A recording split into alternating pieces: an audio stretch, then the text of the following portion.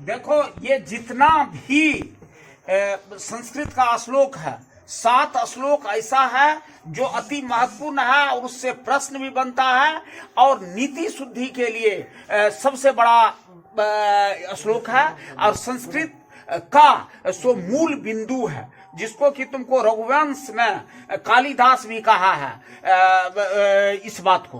तुम जानते हो जो ये इस संसार में जो कल्याण कोई व्यक्ति चाहता है वह आपको सुबह सवेरे जगता है और वह परोपकार में तल्लीन रहता है। कहा है अष्टादश पुराणेषु व्यासस्य वचनम द्वयम् परोपकाराय पुण्याय पापाय पर पीडनम। देखो अष्टादश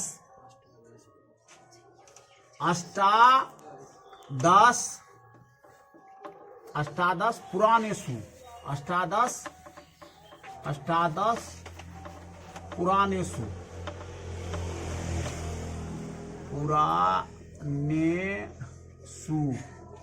व्यासस्य, व्यास बहुत बड़े मुनि, व्यासस्य वचनम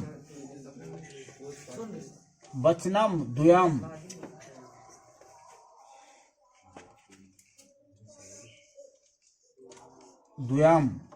परोपकाराय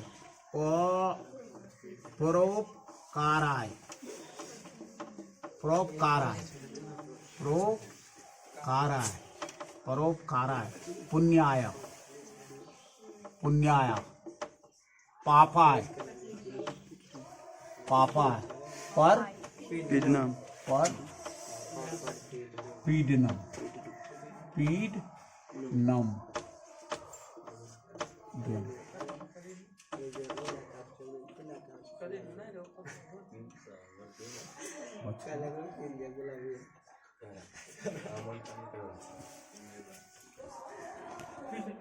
देखो यहाँ जो है 1 नंबर 1 श्लोक है अष्टादश पुराणेषु व्यासस्य वचनम द्वयम् परोपकाराय पुण्याय पापाय पर पीडनम। 18 पुराण में व्यास मुनि कहते हैं जो इस संसार में सो 2 ही बात की सत्यता है और 2 ही चीज ऐसा है जो एक के करने से पाप और दूसरे के करने से पुण्य होता है, या एक के करने से पुण्य और दूसरे के करने से पाप होता है। क्या पुराण कितने हैं? 18। तुमको कह देंगे जो कितने पुराण है तो 18 पुराण है। पुराण की रचना किसने की है? तो व्यास मुनि ने की है। और कहाँ? सिंधु नदी के तट पर। तो देखो अष्टादश पुराणेषु व्यासस्य वचनम द्वयम्, ये 18 पुराण में व्यास मुनि कहते हैं और वे 2 ही बात कहे हैं, परोपकाराय पुण्याय परोपकार पर उपकार, दूसरे के उपकार करने से पुण्य होता है, पापाय पर पीडनम, और दूसरे को सताने से पीड़ा होती है या नहीं तो पाप होती है। दूसरा श्लोक देखो, खड्दोखा पुरुखे ने हातव्या भूति मितिक्षता निद्रा तंद्रांग भयं क्रोधांग दीर्घ सूत्रता। ये खड्दोखा पुरुखे ने 6 गो दोष ऐसा है जो व्यक्ति को सो सदैव नीचे की ओर ले जाता है, उसको त्यागने की बात उन्होंने कहा है। खड्दोखा पुरुखे ने 6 दोष त्याग देनी चाहिए कल्याण चाहने वाले व्यक्ति को, और वह 6 दोष कौन सा है? निद्रा, नींद, हाँ, और सुतेंगे तंद्रा, भय माने हो जाता तुमको डर, क्रोधंग जो रात में वहां भूता पकड़ लेगा जाएंगे तो क्रोध, जिसको बहुत ज्यादा गुस्सा आता है उसको, आलस्यं जिसमें आलसपनी है बहुत ज्यादा, दीर्घ सूत्रता जो कोई भी काम शुरू करने में बहुत ज्यादा देर करता है। ये 6 दोष को त्याग देना चाहिए। तो इस धरती पर कल्याण, अरे बेहुदा सुनो, आता तो कुछ नहीं है, तुम लोग तो बेकार लड़का है। हाँ, ये इस धरती पर कल्याण चाहने वाले व्यक्ति को 6 दोष हमेशा छोड़ देना चाहिए। वह है निद्रा, तंद्रा, भयं, क्रोधांग और आलस और दीर्घ सूत्रता। इस धरातल पर जो इस 6 को छोड़ देता है उसी का कल्याण है। अब देखो तीसरा श्लोक जो है, यस्य नास्ति स्वं प्रज्ञा यस यस माना जिसको, नो जोड़ अस्ति नास्ति, जिसको नहीं है स्वयं प्रज्ञा स्वयं विवेक, शास्त्रं तस्य करोति किम, उसको शास्त्र क्या कर सकता है। जिसको अंतरात्मा की चेतना नहीं है, अंदर की चेतना नहीं है, जिसे विवेक नहीं है, जिसका विवेक मर चुका है, जो क्या करना चाहिए क्या नहीं करना चाहिए उसकी जिस समझ नहीं है, उसको शास्त्र कुछ नहीं कर सकता है। यस नास्ति स्वयं प्रज्ञा शास्त्रं तस्य करोति किम, जिसे अपना आप विवेक नहीं है, चेतना नहीं है, उसे शास्त्र कुछ नहीं कर सकता है। किस तरह नहीं कर सकता है उसको देखो। लोचनाभ्यांग विहीनस्य, लोचन के विहीन, लोचन माना आंख, तुम देखेगा दृक, लोचन, विलोचन, नेत्र सब है किसका पर्यायवाची, आंख का।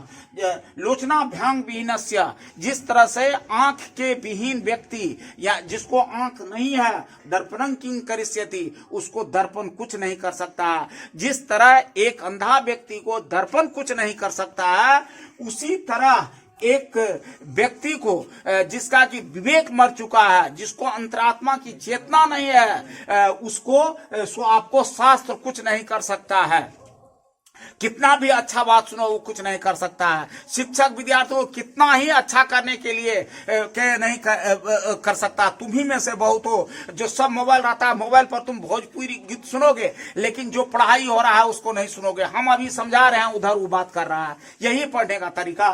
तो अब देखिए जो बात होता है, यस नास्ति स्वयं प्रज्ञा शास्त्रं तस्य करोति किम, लोचनाभ्यांग विहीनस्य दर्पणं किं करिष्यति, जिसको अपना आप विवेक चेतना समय उपयोग की सार्थकता जिसमें नहीं है, वह इस धरातल पर उस तरह कुछ नहीं कर सकता जिस तरह से अंधा व्यक्ति को दर्पण कुछ नहीं कर सकता है, आईना कुछ नहीं कर सकता। आईना देखेगा, आंख दोनों चौपट है उसका, तो वो अपना मुंह नहीं देख सकता। उसी तरह से जिसका विवेक मर चुका है, अंदर की चेतना नहीं है, उसको कितना भी शिक्षक पढ़ावे, कितना भी शास्त्र का अध्ययन करे, उसको कुछ नहीं हो सकता है। अब अंतिम जो दोहा है सो देखो, विद्या ददाति विनयम विनया धाति पात्रताम पात्रत्वा धनमाप्नोति धना धर्म तथा सुखम। विद्या ददाति विनयम विनया धाति पात्रताम पात्रत्वा धनमाप्नोति धना धर्म तथा सुखम।